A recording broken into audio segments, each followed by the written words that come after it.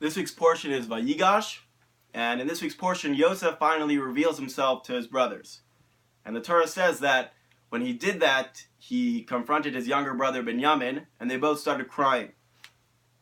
Rashi explains that they were crying for each other, that Yosef was crying for Binyamin because of the Beis HaMikdash, the two temples, would later be destroyed in the territory of Binyamin.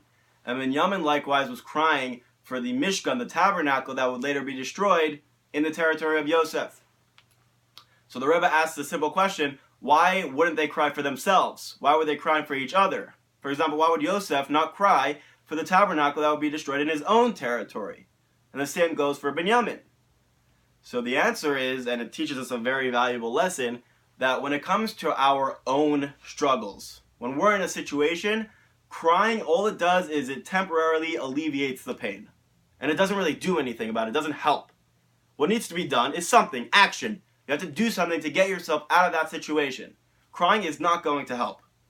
Now, when it comes to your friend's situation, so yeah, you're supposed to, advise, him wisely, try to get him out of the situation, pray for him. But at the end of the day, his destiny is in his hands. His free choice is what's going to get him out of the situation. So at some point, your concern for him can express itself in tears.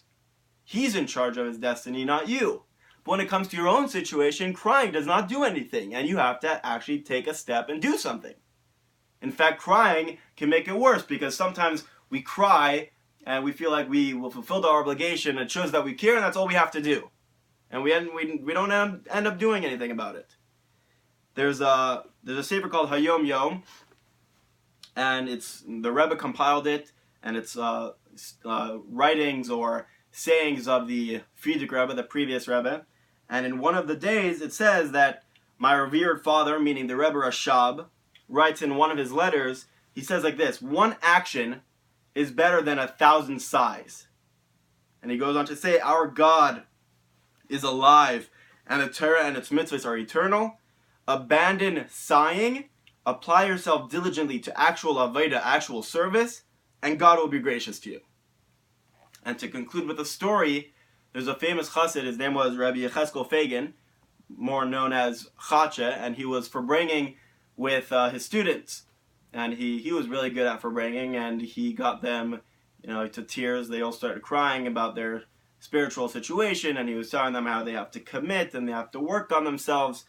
Now, meanwhile, there were two teenagers upstairs, because this was during communist Russia, and so these two guys were upstairs looking out if there was any, KGB walking around. They were in the basement farbrengen.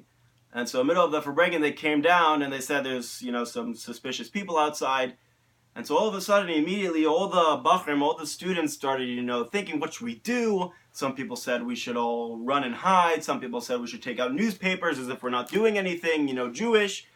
And they all started, it turned into a heated argument about what they should actually do. Now, these two teenagers went upstairs, saw that those people had left, came downstairs and said that farbrengen could continue. They're gone. So Chacha, this chassid, the one who was farbrengen, asked his students, what is more important to you, material things or spiritual things? So they were honest people, and they answered immediately, material things. So why then, Reb Chacha asked, when I spoke to you about spiritual things, your spiritual situation, where you're holding in life, you begin to cry. But when a problem arose about our safety, no one cried.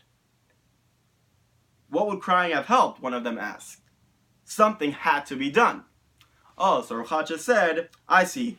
Crying is for when you know that you're not going to do anything about the problem, about the situation.